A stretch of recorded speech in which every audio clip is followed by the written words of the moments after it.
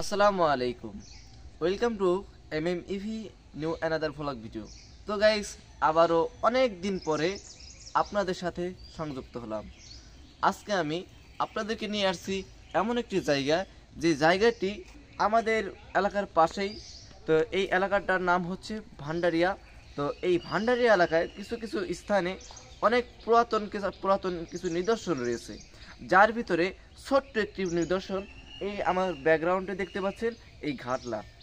তো এই পুকুরের এই ঘাটলাটা বিভিন্ন তথ্য মতো জানা যায় যে এই ঘাটলাটার বয়স 1 থেকে 150 বছর, এবং এই ঘাটলা যারা তৈরি করেছে তারাও এখনো নেই। এই ঘাটলা যে তৈরি করেছেন সেই নির্মাতার নাম এই অত্র এলাকার মানুষের জানা নেই।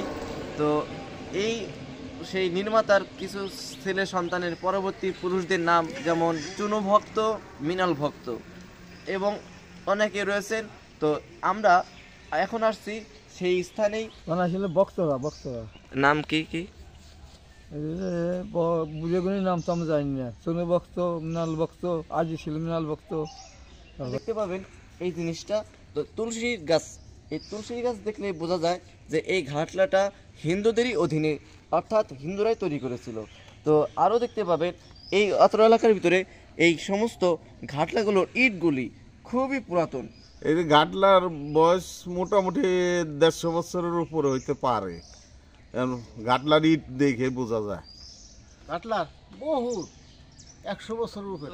আমরা কলা বাগানের ভিতর দিয়ে আসতে হচ্ছে, কারণ ওই সাইডে পানি আর চতুর্থ সাইডেই নেট দিয়ে ঘেরাও করা। এখন আমরা সেই মূল স্থানে যাচ্ছি। আপনারা দেখতে পাচ্ছেন সামনেই সেই ধ্বংসাবশেষ, সেই কিছু নিদর্শন। আমরা সেখানে চলে আসলাম। এখানে কেউ আসে না। আর এখানে দেখতে পাচ্ছেন চুন সুরকির তৈরি, এগুলো সব চুন সুরকির দিয়ে তৈরি করা হয়েছে। তৎকালীন সময়ে এগুলো দিয়েই বিভিন্ন ভবন নির্মাণ করা হয়।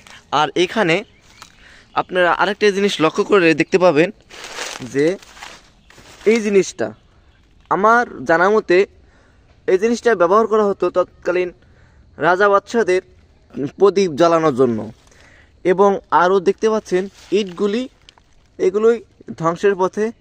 তো এগুলোর দেখলেই বোঝা যায় যে কত আগেকার, এটার বয়সটা আনুমানিক কত হতে পারে। অবশ্যই আপনারা এগুলো বুঝতে পারছেন।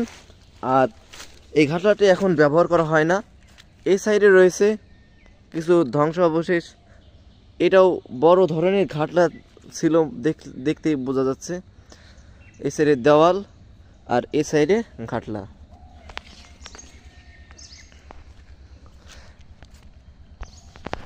এগুলো তৎকালীন যুগের সেই প্লাস্টার, চুন সুরকির, এগুলো কোনো সিমেন্টের না।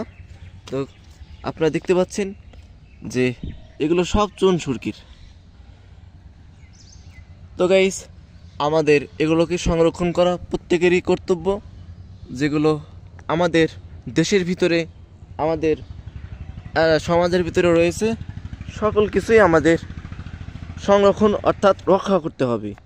এগুলো ধ্বংস হয়ে যাচ্ছে, এগুলো ধ্বংস হতে দেওয়া চলবে না, কারণ এগুলো হচ্ছে আমাদের ইতিহাসকে বহন করে নেয়, ইতিহাসের সাক্ষী হয়ে দাঁড়িয়ে আছে।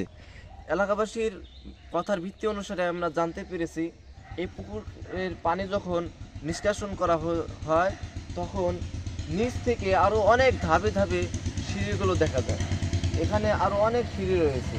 এই ঘাটলার সিঁড়িগুলো কতটা মজবুত, তৎকালীন সময়ে এগুলো তৈরি করা হয়েছে কতটা মজবুত করে। দেখতে পাচ্ছেন যে এখানকার গাঁথনি এখন নর্মাল যে সমস্ত ইটের গাঁথনি হয় সেই তুলনায় অনেক মোটা আর অনেক চওড়া। দেখতে পাচ্ছেন খুবই মজবুত করে এই ঘাটলাটি তৈরি করা হয়েছে। এই পুকুরের পাশ দিয়ে রয়েছে একটি সড়ক এই এলাকাবাসীর যাতায়াতের জন্য। আর সেই রাস্তার পাশে রয়েছে সেই রাজবাড়ি ঐতিহ্যবাহী ভান্ডারিয়া এলাকায় সেই পুরাতন ঐতিহাসিক একটা নিদর্শন, যেটি ইতিহাস বহন করে 100 থেকে 150 বছর এই জায়গায় টিকে আছে। তো গাইস, আরেকটি বিষয় হচ্ছে এই ঘাটলাটি প্রচুর ফাটল ধরেছে। আপনারা দেখতে পাচ্ছেন এই ঘাটলাটি বিভিন্ন ভূমিকম্পের কারণে, বিভিন্ন দুর্যোগের কারণে এখান দিয়ে ভেঙে গেছে, এখান দিয়ে ফাটল ধরে গেছে। হয়তোবা দিন পরে এটা নাও থাকতে পারে। পুকুরটি অবস্থিত রাজবাড়ী জেলার সুনামধন্য ভান্ডারিয়া সিদ্দিকিয়া কামিল মাদ্রাসার পাশেই। তো গাইস, আজকের ভিডিওটি এই পর্যন্তই। যদি ভিডিওটি ভালো লাগে অবশ্যই ভিডিওতে লাইক করবেন, কমেন্ট করবেন এবং আপনার গুরুত্বপূর্ণ মতামত জানিয়ে দিবেন। আবার দেখা হবে নতুন আরেকটি ভিডিওতে। এতক্ষণ সকলে সুস্থ থাকবেন, ভালো থাকবেন। আসসালামু আলাইকুম ওয়া রাহমাতুল্লাহি ওয়া বারাকাতুহু।